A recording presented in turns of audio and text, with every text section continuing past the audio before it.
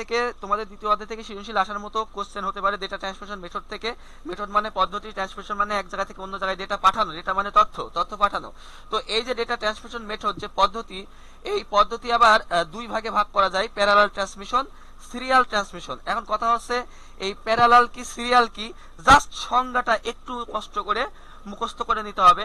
দেখো তোমাদের হচ্ছে আমি যে শীটটা দিয়েছি তার মধ্যে দেখো অলরেডি আছে যে সিরিয়াল ডেটা ট্রান্সমিশন কি আবার সমান্তরাল ডেটা ট্রান্সমিশন কি। এখান থেকে এগুলো একটু কষ্ট করে একটু মুখস্থ করে নিবা, ঠিক আছে?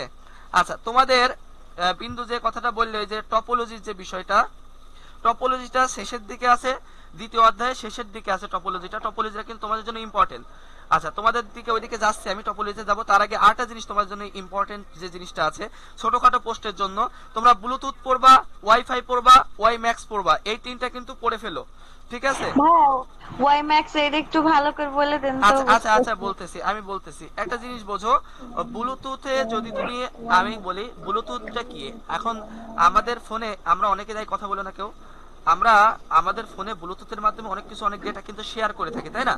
এটা আমাদের সাধারণ ভাষায়, কিন্তু বইয়ের ভাষায় ব্লুটুথের কিন্তু একটা সংজ্ঞা আছে যে আমরা আমরা আমাদের ভাষায় কিন্তু লিখতে পারবো। কি লিখতে পারবো? আমরা আমাদের ভাষায় লিখলে কিন্তু নাম্বার পেয়ে যাবো যদি নাম সুন্দর লিখতে পারি।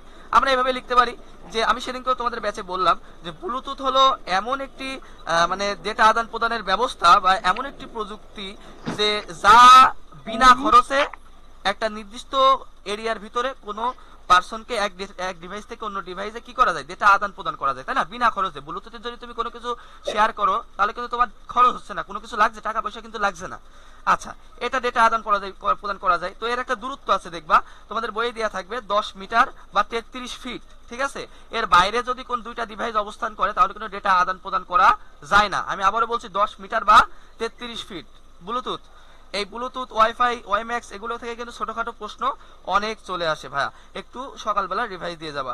আবার তোমার হচ্ছে ওয়াইফাই যে বিষয়টা আমরা জানি, ওয়াইফাইয়েরও কিন্তু একটা নির্ধারিত এরিয়া থাকে, তাই না? ওয়াইফাই এর একটা নির্ধারিত এরিয়া থাকে। ওয়াইম্যাক্স সাধারণত ওয়াইফাই এর একটি বড় অংশ, ঠিক আছে?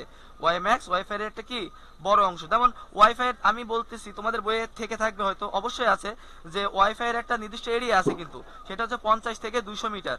তোমাদের যে মাহবুবুর রহমানের যে বই আছে বা মুজিবুর রহমানের বই আছে, যে কোনো বই, যে বইয়ে পড়ো না কেন ওয়াইফাই সম্পর্কে কিন্তু ধারণা আছে। আমি আবারও বলছি, ওয়াইফাই এর একটা পূর্ণরূপ আছে ওয়্যারলেস যে ফিডিলিটি, যে ওয়াইফাই এর পূর্ণরূপটা দেখে যাবা। ওয়াইফাই এর একটা স্ট্যান্ডার্ড আছে, একটা আইডি আছে। আমরা প্রত্যেকটা প্রযুক্তিরই কিন্তু একটা আইডি পাই। যেমন ব্লুটুথের বলা হয় হচ্ছে যে IEEE 802.15, এটা হচ্ছে ব্লুটুথের একটা আইডি বা এটা আমি পরিচিত ব্লুটুথ। ওয়াইফাই এরও কিন্তু একই রকম একটা আইডি আছে, ঠিক আছে?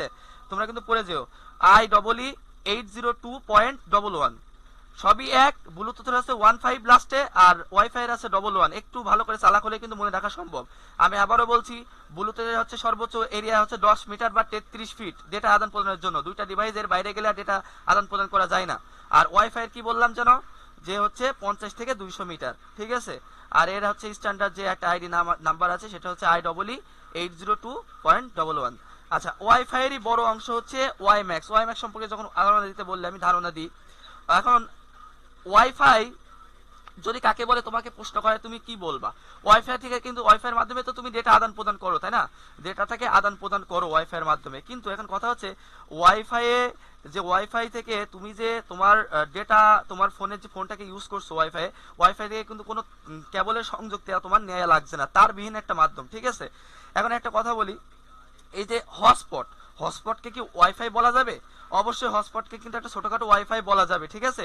আমি একটা কথা বলি, তোমাদের বন্ধুর প্রশ্ন আসতে পারে যে ওয়াইফাই হটস্পট ওয়াইফাই এর অন্তর্গত কিনা, অন্তর্ভুক্ত কিনা।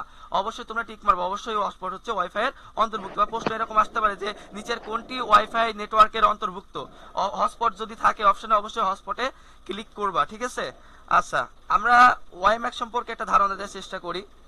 ওয়াইম্যাক্সটা আসলে কোথায় ব্যবহার করা যায়?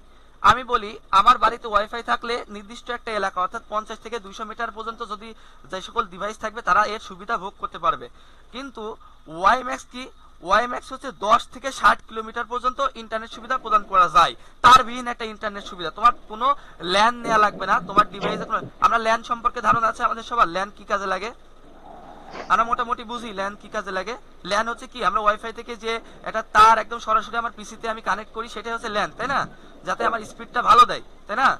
আমরা হচ্ছে ল্যান অনেক সময় নিই, অনেক সময় আমরা ল্যান নিই না, ঠিক আছে? তো